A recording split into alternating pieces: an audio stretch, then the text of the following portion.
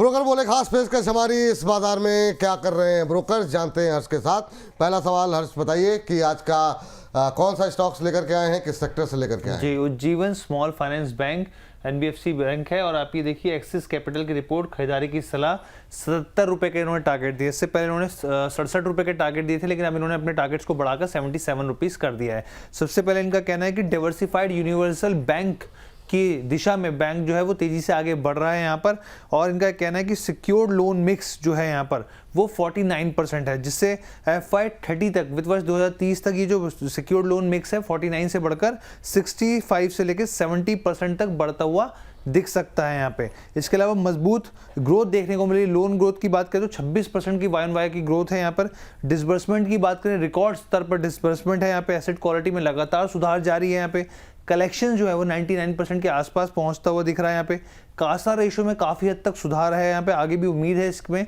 इसके अलावा आगे की ग्रोथ के लिए जो कैपिटल जो हो सकता है कि बैंक रेज करे, वो भी एक पॉजिटिव ट्रिगर मान के चल रहा है। क्या बात यहाँ पर निकल के आई है और जीवन को लेकर के। रजित सर आपसे शुरू करें या अंबाला मैम का नंबर है, पता नहीं, चलिए ठीक, कोई भी शुरू कर दे। रजित सर आपसे ही शुरू करते हैं और जीवन पे बताइए एक्सिस कैपिटल की रिपोर्ट 77 के टारगेट, क्या टारगेट है आपके, क्या रहा है? सर टारगेट आ सकते हैं, मीडियम टू लॉन्ग टर्म के लिए रखना होगा, बट इस रिपोर्ट को सुन के जो खरीदारी की बात कर रहे हैं उनको बोलूंगा जब भी मार्केट करे और करेक्ट करे और 50 से 54 रुपए की रेंज में आए वहां पे खरीदारी करिए। चलिए ठीक, ये बात यहाँ पर निकल करके आई है और जीवन स्मॉल फाइनेंस बैंक को लेकर के। अगली कंपनी के लिए चलते हैं हर्ष के पास। हर्ष बताइए अगली कंपनी कौन सी होगी? जी, ACME, अगर हम लोग अगली कंपनी की तरफ बढ़े तो ACME सोलर की बात करते हैं यहाँ पे। और पिछले कुछ समय में स्टॉक ने एक अच्छा रिटर्न बना के दिया, एक महीने के अंदर 10% की तेजी। बहुत सारे ब्रोकरेज जो है वो बुलिश दिख रहे हैं। सिर्फ एक HSBC नहीं, इससे पहले भी कई रिपोर्ट आई जो काफ़ी पॉजिटिव दिख रही हैं। खरीदारी की सलाह 350 रुपये के इन्होंने टारगेट्स दिए हैं। सबसे पहले इनका कहना है जिस तरीके से देश भर में रिन्यूएबल एनर्जी पर सरकार का फोकस है, इसकी बेनिफिशियरी कंपनी भी होगी। इसके अलावा इन्होंने कहा कि वर्टिकली इंटीग्रेटेड पावर प्रोड्यूसर है कंपनी, यानी कि इसका मतलब ये है कि जो कंपनी बिजली उत्पादन करती है तमाम फेसेस में जैसे उत्पादन होता है, तो इसमें तमाम स्टेजेस जो है कंपनी खुद से करती है, किसी के ऊपर निर्भरता नहीं है यहाँ पे। इसके अलावा 6 गीगावाट की जो कॉन्ट्रैक्टेड कैपेसिटी भी है, यानी कि कंपनी की तरफ से पहले ही बहुत सारी कंपनी के साथ कॉन्ट्रैक्ट हो चुका है यहाँ पे जो है बाइंग के लिहाज से अगर देखा जाए तो। साथ में long term visibility, earning visibility भी दिखती है यहाँ पे। बैटरी स्टोरेज सिस्टम जो है काफ़ी मजबूत है। डिस्पैचेबल जो रिन्यूएबल एनर्जी प्रोजेक्ट्स हैं उसको बेहतर रिटर्न की संभावनाएं दिख रही हैं। और उन्होंने ये भी कहा है कि चाहे जिस तरीके से देश में बिजली की डिमांड बढ़ रही है वो एक पॉजिटिव पॉइंट है। एबिटा जो है हर साल औसत 72% की दर से बढ़ता हुआ दिख सकता है, जो एक बड़ा पॉइंट दिखता है जो कि इस रिपोर्ट में है। अंबाला मैम, अभी थोड़ी देर पहले हम लोग बात भी कर रहे थे ACME सोलार को लेकर के, आपकी टिप्पणी क्या रहेगी करंट लेवल पे? HSBC की रिपोर्ट से सहमत है आप? 12 मार्च को 350 का टारगेट दिया था, वाह, तो 230 225 पर AU के सभी व्यूअर्स, मतलब जो भी लोग देखते हैं, कंसीडर जिसने भी किया they are in, and I would request suggest please ये टारगेट पॉसिबल है। अगर पोजीशन अभी तक आपने इन्वेस्टमेंट की बुक नहीं की है तो होल्ड करके अभी आप जा सकते हैं। इंपॉर्टेंट सवाल ये है कि क्या आज बाय करें, तो मेरी नजर में हाँ बाय कर सकते हैं।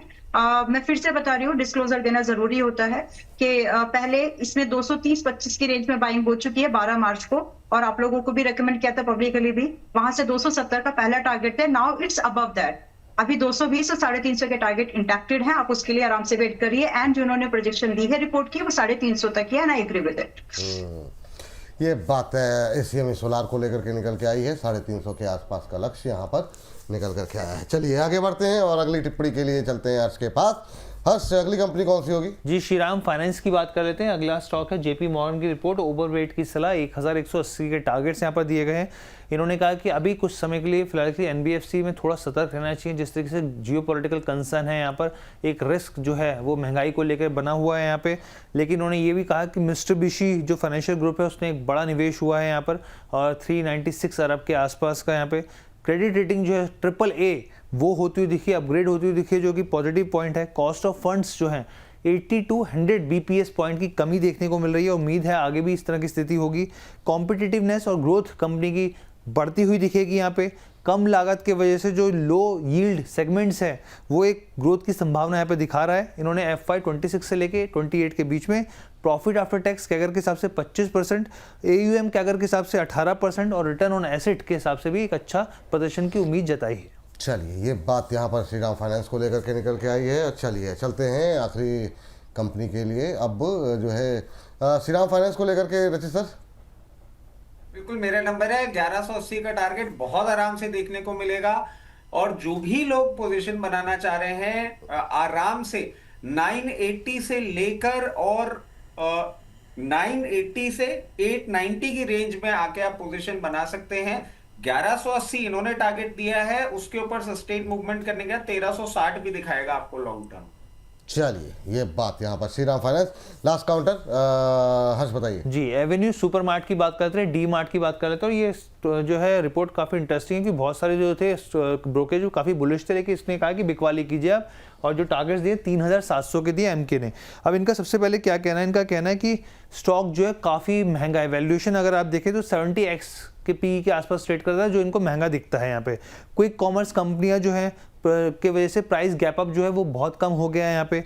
और इनका ये कहना है जो बिल कट्स हैं पर स्क्वायर फीट के हिसाब से आप देखें तो वो FY20 के अंदर 6% से नीचे कम हो गया। यहाँ पे जो लेवल था उसके लिए भी नीचे 6% नीचे आ गया है।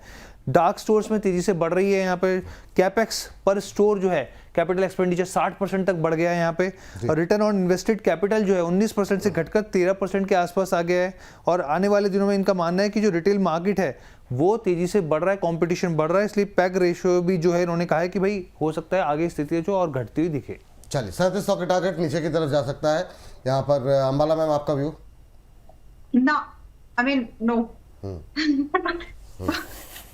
बहुत थोड़ा सा मतलब मैं सुन ही रही थी 37 से कैसे जाएगा, क्यों? तो अभी ऐसा रीजन नहीं है। I don't agree with it. मुझे लगता है 3400 भी आ गया तो बहुत, 4000 भी आ गया तो बहुत है। यहाँ पर बाय है। अगर 4000 आता भी है तो मतलब good counter, good company, good growth, discount में आया था, फिर से थोड़ा बहुत डिस्काउंट आ जाएगा 5-6% का, उसको भुनाने की कोशिश करना। तो 4000 के आसपास इसको बाय कर सकते हैं। रही बात टारगेट, तो मैं व्यू से तो बिल्कुल सहमत नहीं हूँ। डिस्काउंट आएगा छोटा मोटा, उतना नहीं, लेकिन फिर आपके लिए जो टारगेट है वंस यू एंटर्ड, तो उस समय आपके लिए टारगेट 4800, 5500 से पहले बेचना मत। पूरी पोजीशन बेचना है तो 5500 तक शॉर्ट टर्म का बेच सकते हो, आधा 4800 पर तब तक होल्ड कर सकते हैं। फिलहाल बाय मत करो क्योंकि थोड़ा सा महंगा है, पर 3700 नहीं लगता। चल ठीक।